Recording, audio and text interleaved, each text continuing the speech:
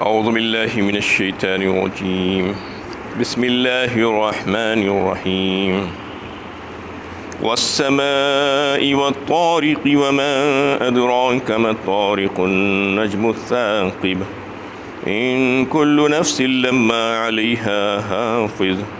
قسم ہے آسمان کی اور رات کو نمودار ہونے والے کی، اور آپ کیا جانیں کہ وہ رات کو نمودار ہونے والا کیا ہے؟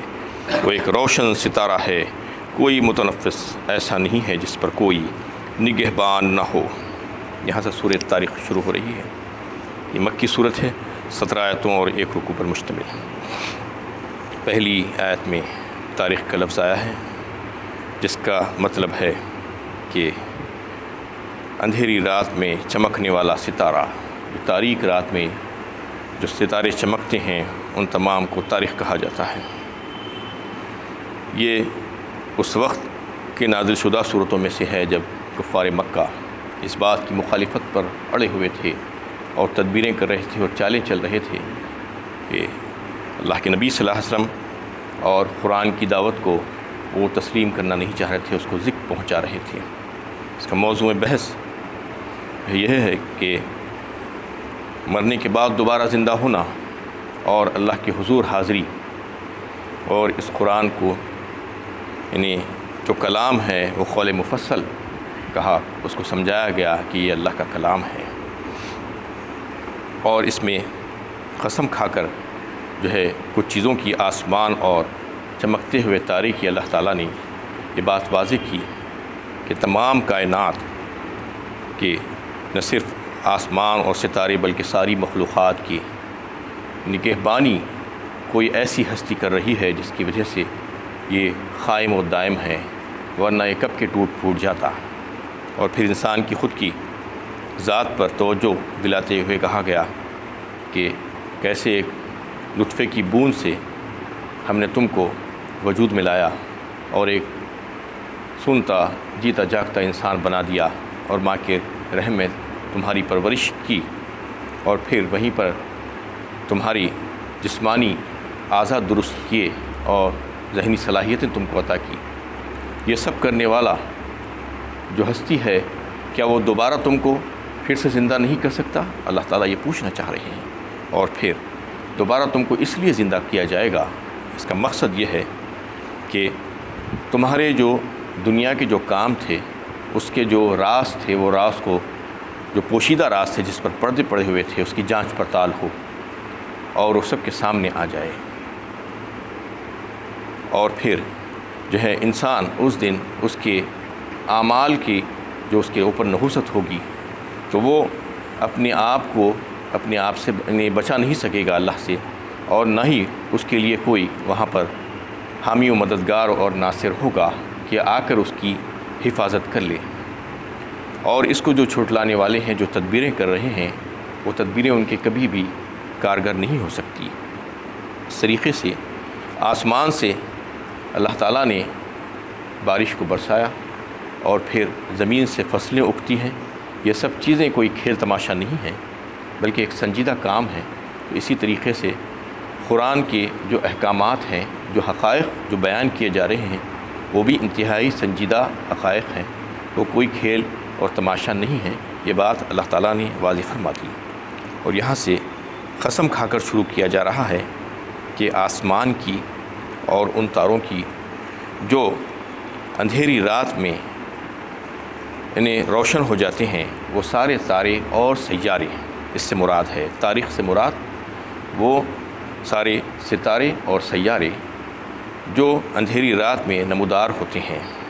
اور پھر اس کے قسم کے معنی اس بات سے لیے گئے ہیں کہ یہ قسم کھا کر اللہ تعالیٰ یہ بتانا چاہ رہے ہیں کہ آسمان پر تم کو جو چمکتے ہوئے ستارے نظر آ رہے ہیں، اس کا وجود جو نظر آ رہا ہے، وہ اس کو پیدا کرنے والی ذات کون ہے، اس پر غور و فکر کرو کہ اس کو کسی نے بنایا ہے، اور اس کو کسی نے چمکدار کیا ہے، اور پھر اس کی چال کو کسی نے مقرر کیا ہے، اس کو ایک ضابطے میں باندھا ہے، اور یہی وجہ ہے کہ وہ ادھر سے ادھر نہیں ہو سکتے، نہ ایک دوسرے سے ٹکراتے ہیں، نہ دوسرا اس سے ٹکراتا ہے، نہ ہی وہ گر پڑتے ہیں، یہ تمام کام کیسے ہو رہے ہیں؟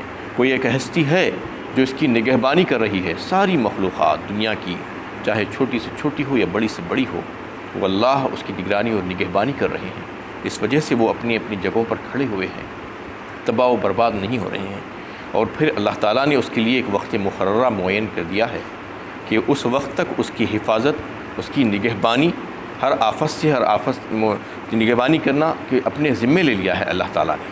اس وجہ سے اس کی حفاظت اور نگہبانی ہو رہی ہے، اور یہ تمام چیزیں اپنے آپ وجود میں نہیں آ گئی ہیں، بلکہ کوئی ایک ہستی ہے جو اس کو وجود میں لائی ہے۔ یہ اللہ تعالیٰ اس میں بتانا چاہ رہے ہیں۔ اور پھر ان کل نفس لما علیہا حافظ کا مطلب یہ ہے کہ ہر نفس پر، ہر انسان پر ایک حافظ ہے، ایک نگران ہے، ایک اس کی نگہبانی کر رہا ہے۔ یہ اللہ تعالیٰ اس میں واضح فرما رہے ہیں۔ وَإِنَّ عَلَيْكُمْ لَحَافِظِينَ کِرَامًا کاتبین یعلمون ما تفعلون، سورہ انفطار میں گزرا ہے کہ تمہارے اوپر ہم نے نگرانی کرنے والا جو ہے بنا کر بھیج دیا ہے، وہ تمہاری مسلسل نگرانی کر رہا ہے، نگرانی کی جا رہی ہے تمہاری، اور تمہارے ہر یعنی فعل کی، ہر عمل کی، تمہاری حرکات و سکنات کی نگرانی ہو رہی ہے۔ تم یہ مت سمجھو کہ تم ایسے ہی چھوڑ دیے گئے ہو، بلکہ تمہارے سارے اعمال ریکارڈ کیے جا رہے ہیں، یہ بتانے کے لیے کہ تم کو خبردار ہو جانا چاہیے کہ قیامت اور آخرت سے تم غافل مت ہو، کیونکہ تمہارے عملوں کی نگرانی ہو رہی ہے، اور ایک دن ایسا آنے والا ہے جس میں تمہارا حساب و کتاب ہوگا۔ اس طریقے سے تمہاری نگرانی مسلسل ہو رہی ہے، اس میں کسی قسم کی کوئی کمی نہیں ہے۔ اور اس کا اور ایک مطلب یہ ہے کہ حافظ سے محافظ نگہبانی، یعنی آفات اور مصیبتوں سے نگہبانی کرنے والا، وہ بھی اللہ تعالیٰ اس میں یہ بتانا چاہ رہے ہیں کہ تمہاری ہر آفت سے، ہر بلا سے نگہبانی کرتے ہیں ہم۔ اس سے مراد وہ فرشتے ہیں جو اللہ تعالیٰ نے مقرر کر کے رکھ دیے ہیں ہر انسان کے لیے۔ تو اس میں اللہ کے نبی صلی اللہ علیہ وسلم نے ایک حدیث میں جو بات بتائی کہ ہر مومن بندے کے لیے اللہ تعالیٰ 360 فرشتوں کو مقرر کر کے رکھے ہیں، جو اس کی ہر عضو کی حفاظت کرتے ہیں، اور صرف اس کی آنکھ کی حفاظت کے لیے 7 فرشتے رہتے ہیں۔ تو اللہ تعالیٰ نے ایسے بہترین انتظامات کیے ہیں کہ انسان کی اگر تقدیر میں کوئی آفت یا بلا نہیں ہے تو پھر اس کو ٹالنے کے لیے، اس کو دور کرنے کے لیے یہ فرشتے ہوتے ہیں، اور جس وقت اس کی تقدیر میں آ جاتی ہے یہ بلائیں اور آنا مقصود ہوتا ہے، پھر اللہ کی طرف سے منظور ہوتا ہے، تو پھر وہ فرشتے وہاں سے ہٹ جاتے ہیں۔ یہ اللہ تعالیٰ کا نظام ہے، اس میں اللہ تعالیٰ یہ بتانا چاہ رہے ہیں۔ فَلْيَنظُرِ الْإِنسَانُ مِمَّ خُلِقَ، پر ہر انسان کو دیکھنا چاہیے کہ وہ کس چیز سے پیدا کیا گیا ہے۔ خُلِقَ مِن مَّاءٍ دَافِقٍ، ایک اچھلتے پانی سے پیدا کیا گیا۔ یخرج من بین الصلب والترائب، جو پیٹھ اور سینے کی ہڈیوں کے درمیان سے نکلتا ہے۔ یہاں تک عالم بالا کی خبریں سنا کے انسان کو خود اپنے اس کے وجود پر غور و فکر کی دعوت دی جا رہی ہے۔ تو غور تو کرو کہ آخر تم کو ہم نے کس چیز سے بنایا ہے، کیسے پیدا کیا ہے۔ تو اللہ تعالیٰ خود فرما رہے ہیں کہ تم کو ایک اچھلتے پانی سے ہم نے بنایا۔ یخرج من بین الصلب والترائب فرمایا، صلب کہتے ہیں ریڑھ کی ہڈی کو، جو بیک بون جسے کہا جاتا ہے، اسپائنل کارڈ، اور ترائب کہا جاتا ہے سینے کی ہڈیاں، یہ پسلیاں جسے کہا جاتا ہے۔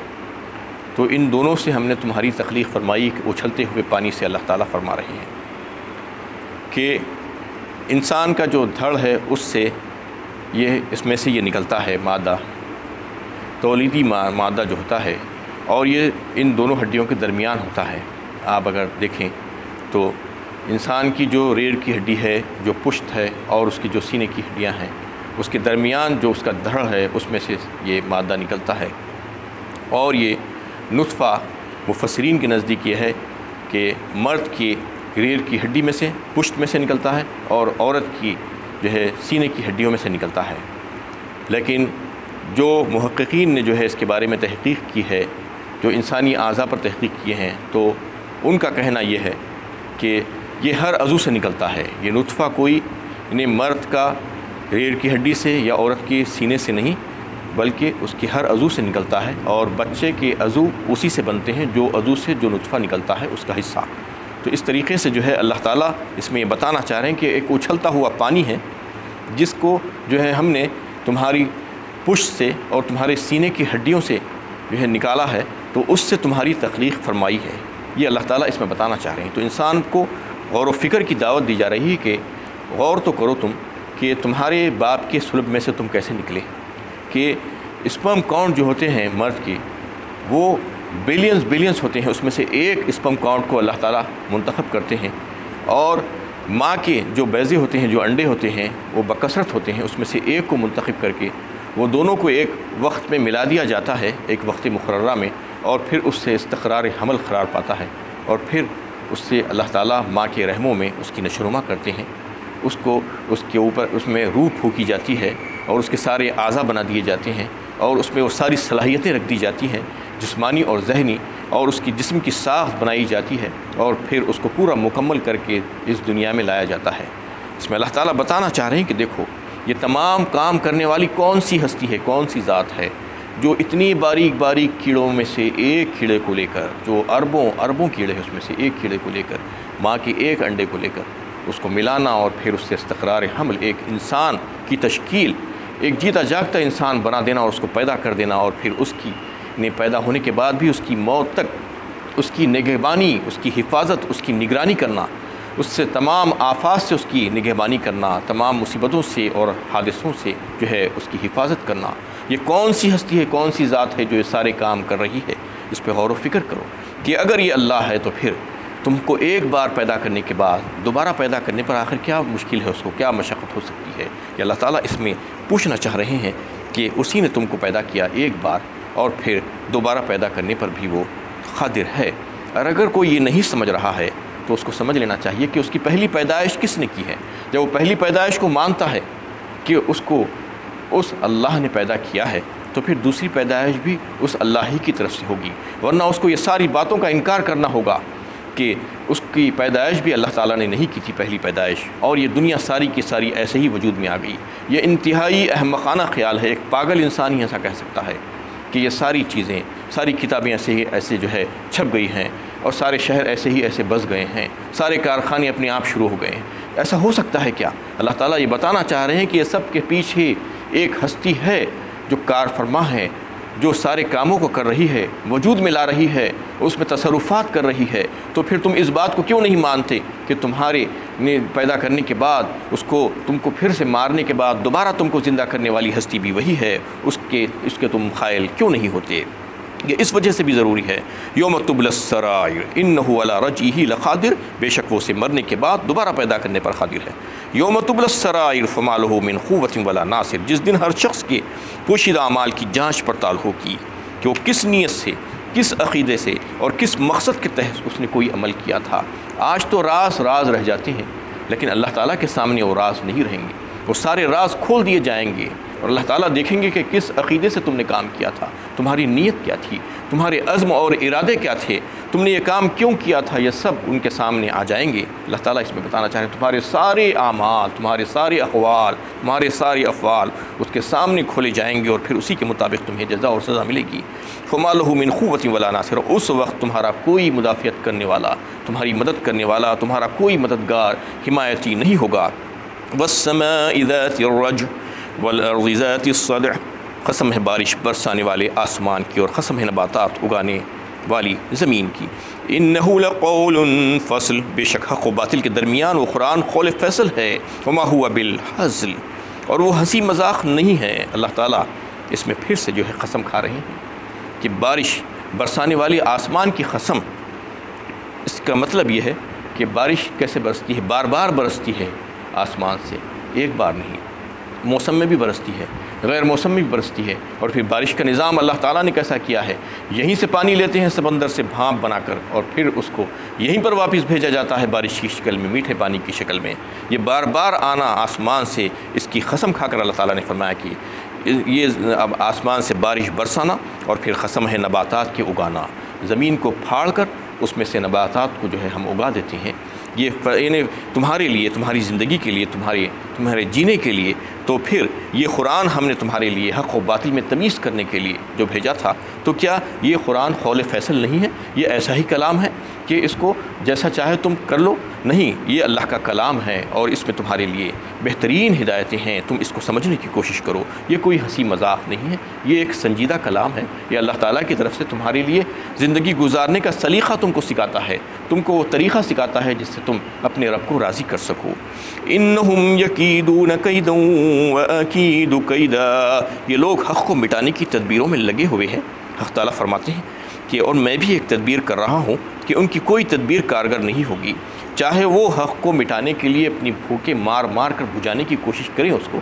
اللہ تعالیٰ فرما رہے ہیں کہ ایسا نہیں ہو سکتا، ان کی تدبیریں کبھی بھی کارگر نہیں ہوگی، وہ چاہے کتنی مخالفت کر لے لیکن ہم اس کو پورا کر کے رہیں گے۔